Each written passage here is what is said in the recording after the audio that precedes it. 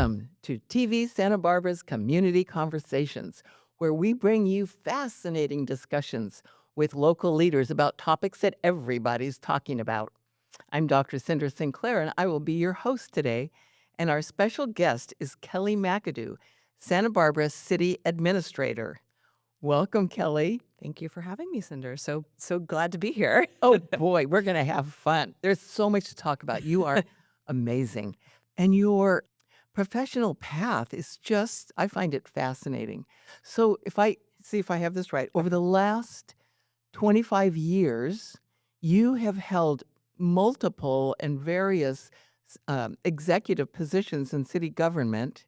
And now, in May of 2024, you started as city administrator for Santa Barbara.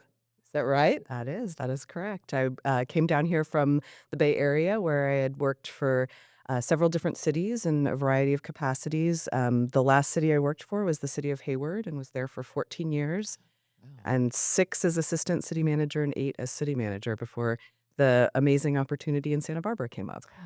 Well, we are glad you're here. So, what is it about community service or city government that attracts you? I think it's for me, it is the level of government that is directly impacting people's lives. Mhm. And so when I did my undergrad degree in political science and economics and international studies, and sort of talking to my professors, what do I want to do? Future career, and it's like I don't want to go to law school. No offense to the lawyers out there, but I said, well, and I don't want to be a politician. And so what else is out there? And so started thinking about, do I work for the federal government? Do I work for the state government? And it felt so far removed. I was like, I really want to have a more hands-on job. I want something where I can see the impact that I'm having on people's lives.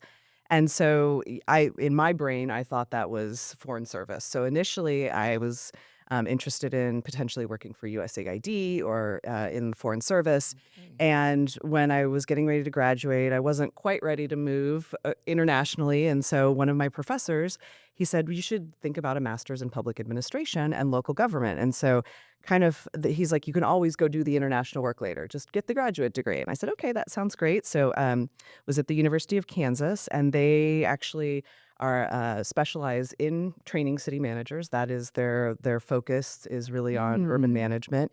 And it was like, it just clicked. I fell in love with it. And the first year when I was going through school, had an opportunity actually to meet the city manager of Fremont.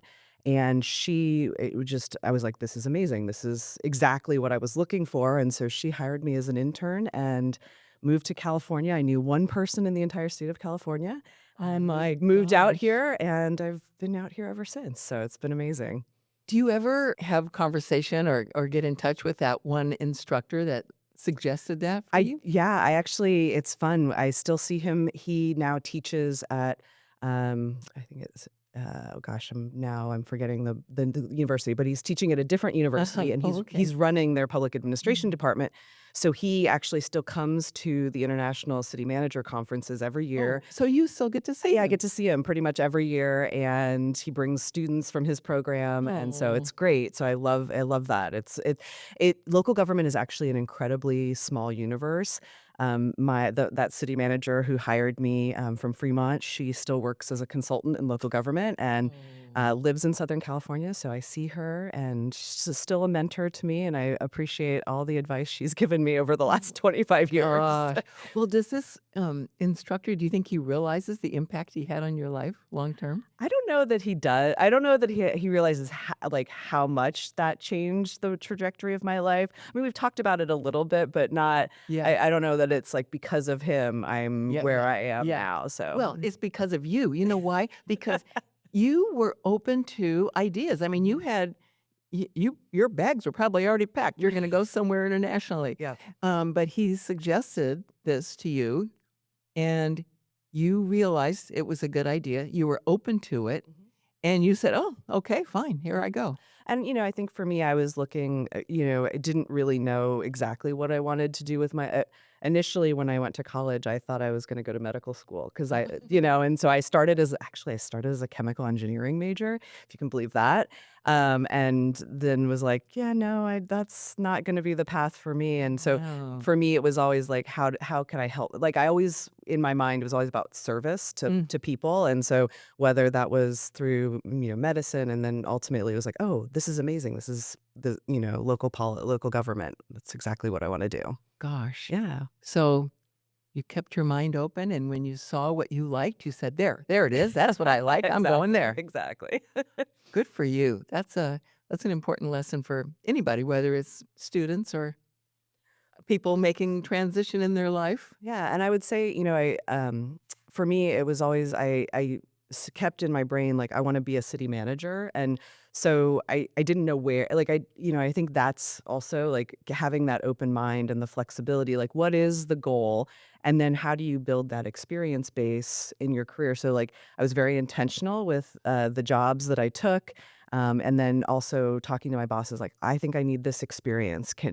Is there a project I can work on so I can get, some more land use experience, or I would like to supervise people because I know I'm going to need that. And so, like, really thinking about what are the skill sets that I need. And I think that applies to anyone who's working on building their career is like, where do you want to go? And then sort of thinking about like, how do you position yourself? Because as I tell people that I mentor, no one is going to look out for your career except for you. So you've got to do all Yeah. that. That's a very good point Yeah. to have a clear goal and say, "Okay, what's it gonna take to get there?" Exactly. So now, your tenure so far in Santa Barbara has so here you've held all these other positions. Has anything surprised you? I think a few things. Santa Barbara surprised me in what a small town it is. I am, everyone. It's amazing to me. It's got this international reputation, and so many people you sort of know Santa Barbara. But when you're here, yeah, there's a lot of tourists, but it's actually a really small town, and it's really nice. Like, I mean, I remember the first, like I'll go out to dinner and I'll just be sitting at a bar, and they're like, "Hey, are you the new city administrator? Or you look familiar." And so yeah, so that's really been a surprise. And it's interesting also the fact that Santa Barbara really is an island. I didn't sort of think about it in that Mhm. sense, but being in the Bay Area, Hayward is right just south of Yeah. Oakland. And so always just being sort of overshadowed by issues that were happening in San Jose, San Francisco, Oakland. Mm. And so here, Santa Barbara really is the big fish in the pond, so to speak. And so a lot more just focus and attention, and also being cognizant of the role and responsibility that provide that Santa Barbara has in also sort of being a caretaker for the region. Mhm. We have a lot of things to offer, and so how do we leverage that and support the rest of the county? Yeah. So, I would imagine that a lot of people in the audience, aren't quite sure what does a city administrator do anyway? So how would you describe that? Well, you'll laugh. So I always joke that I went to graduate school to become something I never knew existed until I went to graduate school to become it. I was like this city manager because growing up, I if you don't have a reason to be involved in local government, you think, okay, the mayor. Like I know what a mayor is, but no idea what a city manager is. And so basically the way I characterize it is it's the CEO of the city. Mhm. So and in the United States, we have two forms of local government for the most part. There's a couple other variations, but for the most part, you have a strong mayor form of Mhm. government, and then you have the council manager form of government. And so Santa Barbara operates under a council manager form of government. And that was that sort of schism between the two types of government was really a response to the machine politics of the 1920s Oh. on the East Coast. And so there, the mayor, handing out favors and to Mhm. his cronies and hiring his relatives into the government and all of that. And so this was a response. It's like we should have a form of government that really focuses on professional management and how do you create that accountability, in that way. And so that's where the council manager form of government came from. Interesting. And so what that does is I am appointed by the majority of the council. They were unanimous in approving my contract, thankfully. Yay.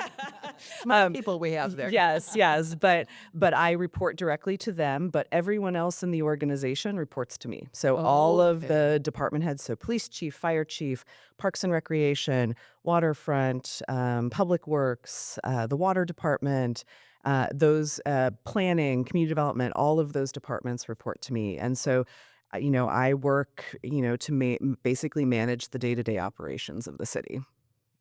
So how many people is that? That's about 1,100 employees. 1,100. Yes. It's funny when I talk to sometimes I'll introduce myself and people, "Oh, what do you do?" I'm like, "I'm the CEO of a corporation with about 1,100 employees and, our revenue of about 500 million a year." And everyone's like, "Oh, wow." And then they're like, "Really? What company?" I'm like, "Oh, the city of Santa Barbara." Oh, And so it gee. just but that's really, I mean, if That's you what think it about it, is. that's what it is. Yeah.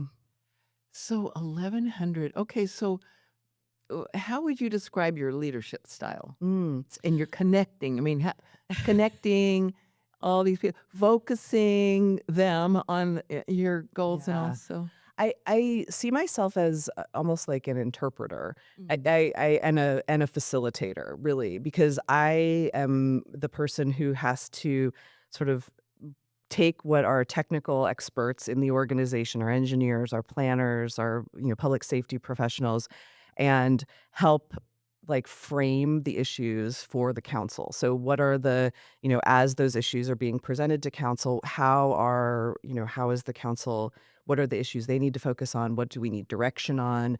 Making sure that I'm sort of framing the conversation for the council. And then, there's a lot of other pieces. I also need to make sure that, I'm out in the community, that people are, I'm accessible to community members. I'm kind of like troubleshooter in chief, I guess. Like Yeah, yeah. whenever there's an issue, they come to me, and then a lot of times my staff can resolve it, but sometimes I get involved and try to help resolve issues.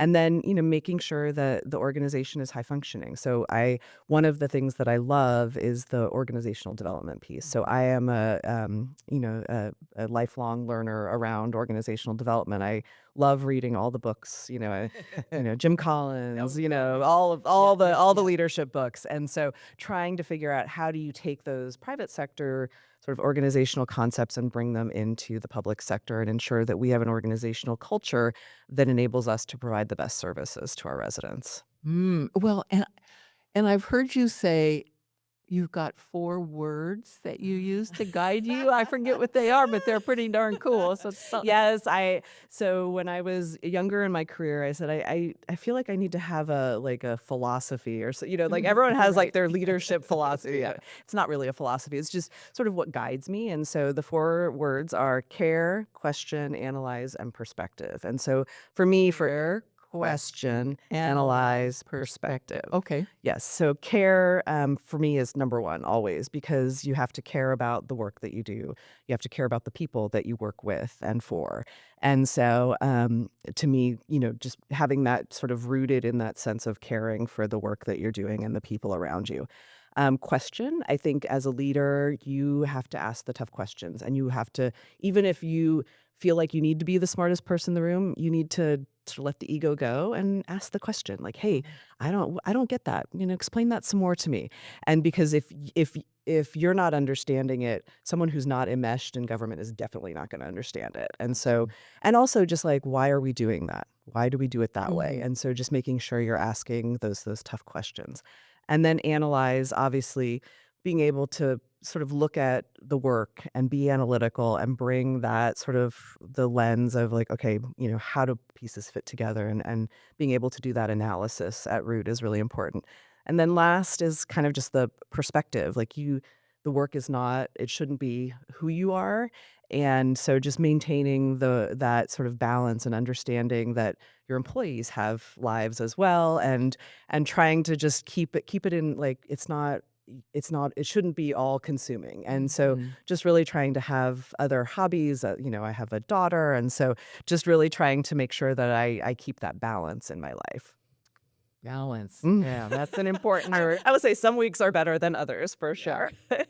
So, what do you think the top priorities Mm. of Santa Barbara? How would you describe them? I mean, we have a lot, but let's Yes. just talk about a few. Yeah.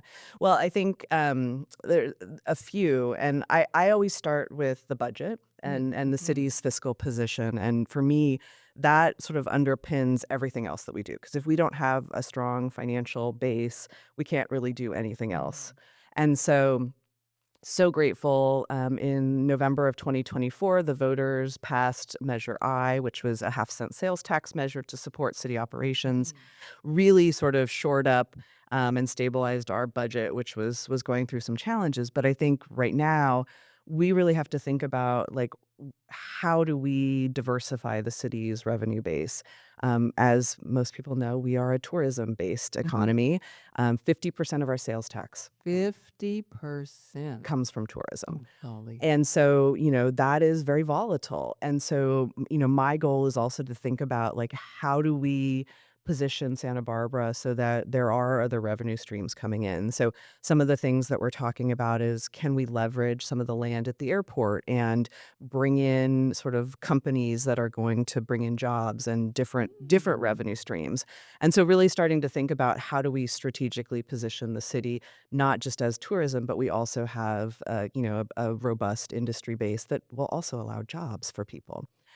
So in addition to the financial piece, I think obviously the second priority is housing. Mhm. And we've talked so much about the housing crisis in Santa Barbara, and I think there was a recent study in the last few weeks that like housing the like Santa Barbara is one of the most unaffordable places to buy a house in the United States, which Yeah. is really scary. And when you think about trying to sort of for me particularly bringing in city employees who are not at Mhm. the, upper income scales in a Mhm. lot of these jobs, how do we attract and retain those employees? And I Mhm. think that's the same for a lot of our businesses and industry in town is how do we keep employees and make sure that we have housing for everyone. And so we're working through that. I know there's a lot of work going on, but I think we'll be in the next couple of years working with the city council on a citywide strategic plan. And part of that, I would love to see like a housing strategic plan. Like Mm. what is the strategy? A lot of people have done analyses on the problem, but like how do we now put that into action? And so I think that'll be some of the next steps. And then I think the third most important priority is what are we doing with State Street? State Street. What? I Oh, know it yeah. only took us halfway through the conversation to start talking about State Street. So um, we are in the final sort of stages of finishing the State Street Master Plan. We've been doing some pilot projects along State Street to try to see if we can do some things to really spruce State Street up. And I think one of the things to me is just beautification in and of itself is something that we need to be thinking about. And so, how do we do some investment in just the look and feel of State Street while we're starting to think about implementing the longer term master plan? And I think we'll also need to talk about, filling the vacancies on Street. How do we create some Mhm. incentive Mhm. programs? What can we do to encourage people to come and rent those spaces? So, Gosh, yeah, so many. And lots to then, think about. And then, that's just like three things. And yeah, then there's all the other stuff that goes yeah, on in the like organization. homelessness and Yes. just so many things. And people have opinions. Have you ever found somebody with an opinion about any of that? In Santa Barbara? Yeah. No, never.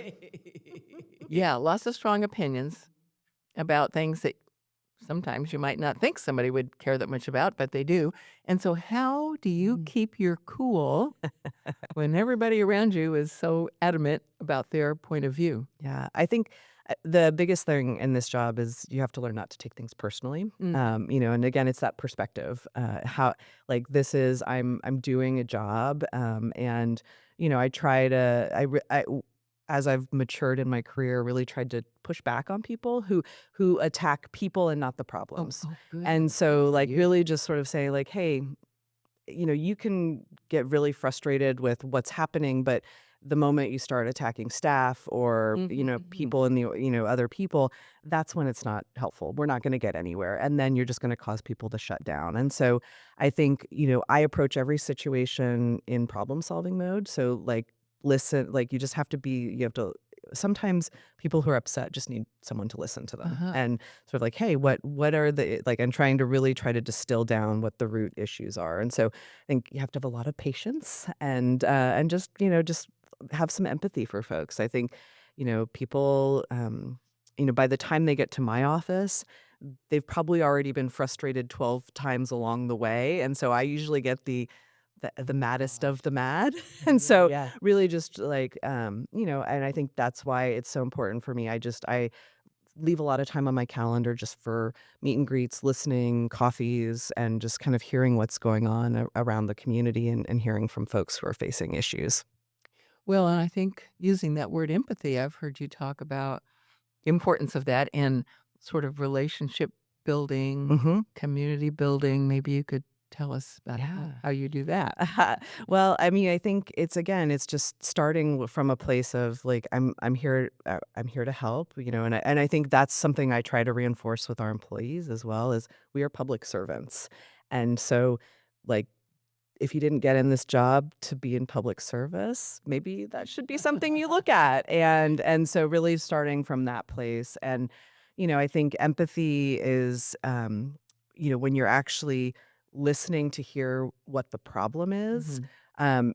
it allows you to really start to think about okay, what are they facing? And then how are they, how can we design some solutions around that? And we've been bringing in, and it's a methodology that I've used a number of times over the years, lean innovation. Oh, It stems from sort of the lean manufacturing good. work, but it weaves in this empathy piece. And so it sort of came about through the startup world and the tech world. But it's been really fun when I was in the Bay Area connecting with folks who are kind of in that space. Mhm. And then how do we adapt this to the public sector? Mhm. And so I've a couple consultants that I've worked with, and we did a lot of that work in Hayward. And so bringing that training here, and I say it's not like a special project or we're not having like an innovation task force. It's a way to problem solve. And so it's just another tool in our team's toolbox so that they can go out and basically what it is you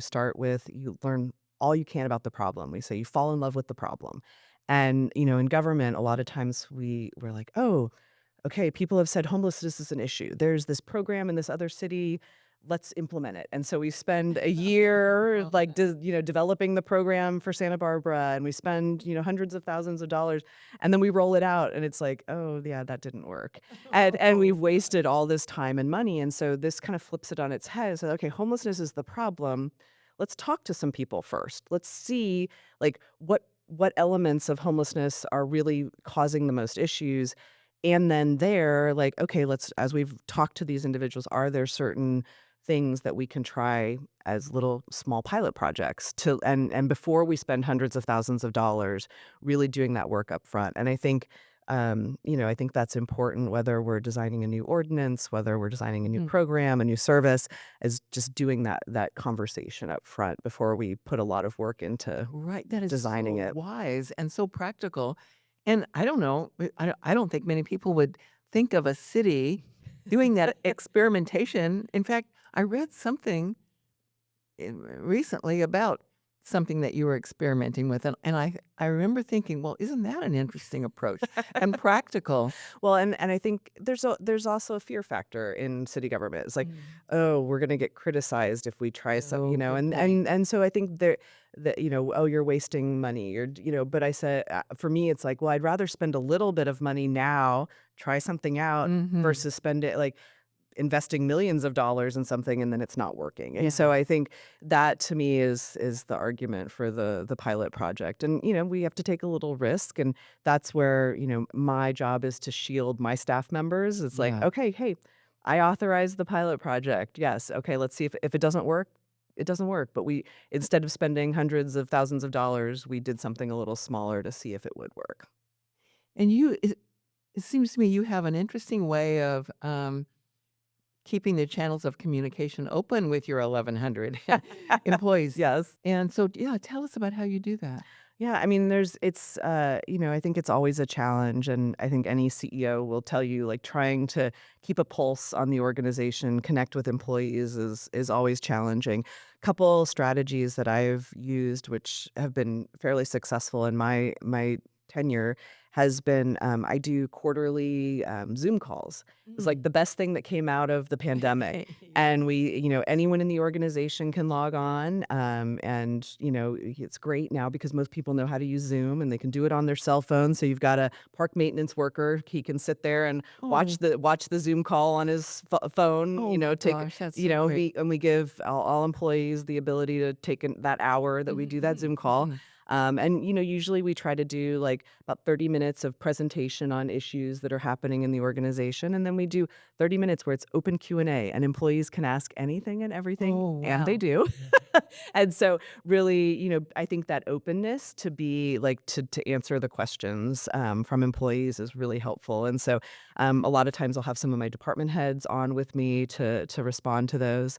The other thing that I do is for on Wednesday afternoons, I Mhm. usually block out a couple hours and I have open office hours for employees. So anyone in the organization can schedule 15 minutes of time to come and chat with me about any topic under the sun. That's so cool. Yeah, and I think, a lot of leaders talk about having an open door Yeah. policy, but like what employee is going to wander into the Yeah, yeah. CEO's Oh. office and be like, "Hey, does she have 15 minutes to chat?" And that there's actually, time available. And so that has been, and it's been, for me, it's been amazing. The side benefit, when I was in Hayward, I promoted from within. So I already knew the organization when I became city manager, so Mhm. that made it easier because I knew who the employees were, who I went to for things. Yeah. And coming to Santa Barbara is like I've had to meet not only all the community stakeholders that I need to reach out to, but also trying to figure out how to meet employees. And so many Mm, employees have taken right. advantage of the office hours. Oh, And it's that's just been good. it's been a great way to get to meet people in the organization. And so that's been super helpful.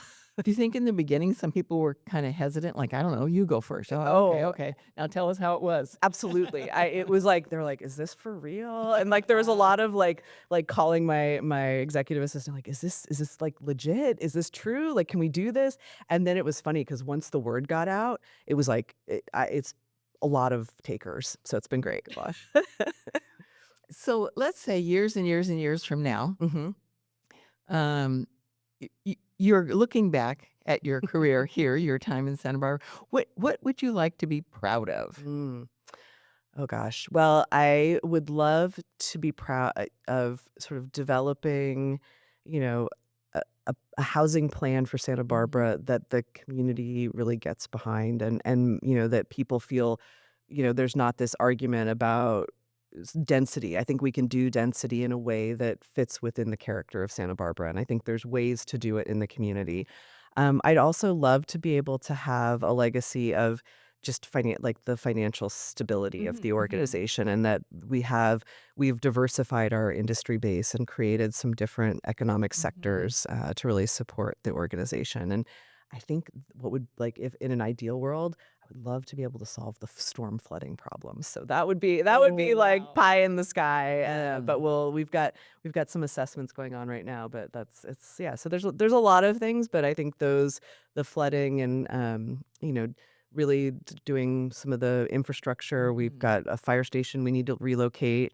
Kind of, some things, just really setting a foundation. I'm not going to obviously see all of the things happen, but creating plans and Yeah. a foundation that would enable things to continue on. So, Like I said, those are some very smart people that hired you. I have a feeling you're gonna accomplish all that and then some. well, we'll see. Hopefully. Oh, golly. Can you describe for us a, pivotal experience, either Mm, personally or professionally, in your life? Gosh, there's so many. I think I'll talk about my dad for Okay, okay for yes, that's a good because one. he was in some executive leadership positions in the airline industry for a long time.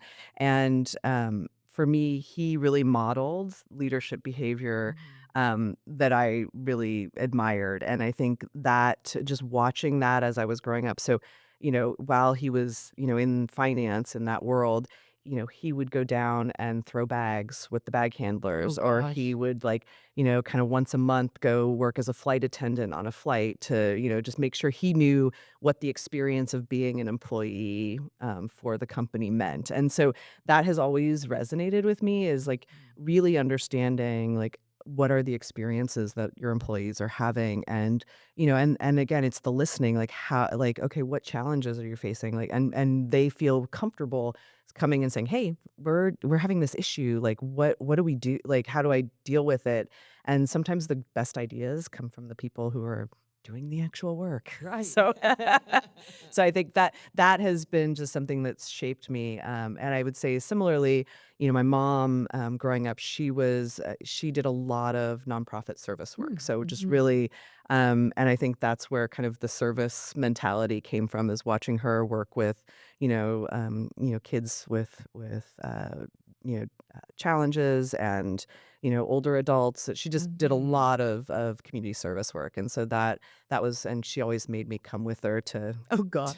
help out a lot of the time. So yeah, so I think both of my parents, shaped me in a lot of ways. So I feel very fortunate that I had those role models. That is great to be able to say that. Yeah. And boy, do we have a lot of nonprofits in town doing good work. Yes. We do. We have a lot of nonprofits. Oh gosh. Yeah, yeah. So, what would you say to a young person who might be thinking about going into a public service of some sort, maybe working in city government, being city manager, any of that?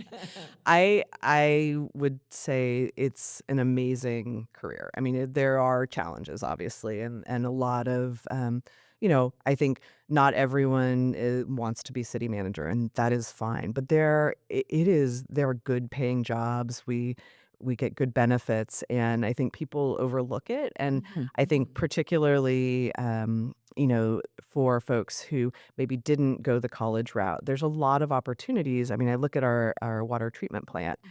and, you can get your water treatment plant operator certification, and you don't necessarily have to have a college degree to do Mm, that. And so we've done a lot of things where we've created like operator in training. So we like mhm. bring people in and then allow them to get their certification while they're on the job. And those jobs are, I mean, you're making a lot of money, and it's a great job. And so I think, there's so many different opportunities in city government. I mean, fire, police, Oh, right. dispatch, animal services, planning, engineering, building inspection. There's like you could it's like, it's like Sim City. There's everything that you ever wanted. And Parks and Rec, if you Oh like, gosh. if you want to be a swim instructor, if you want to be a lifeguard.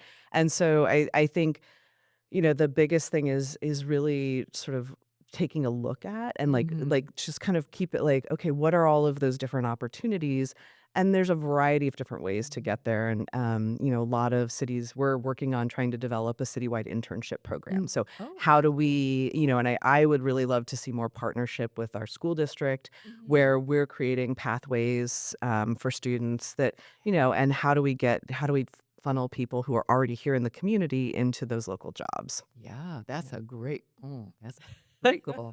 Great Yes. idea. So Hilda and I are, we've talked, we've had some initial conversations, Oh, but good. yeah, so it's been great working with her. And Oh, I think, yeah, she's really something. yeah, so it'll be, hopefully we'll be able to do some things around that.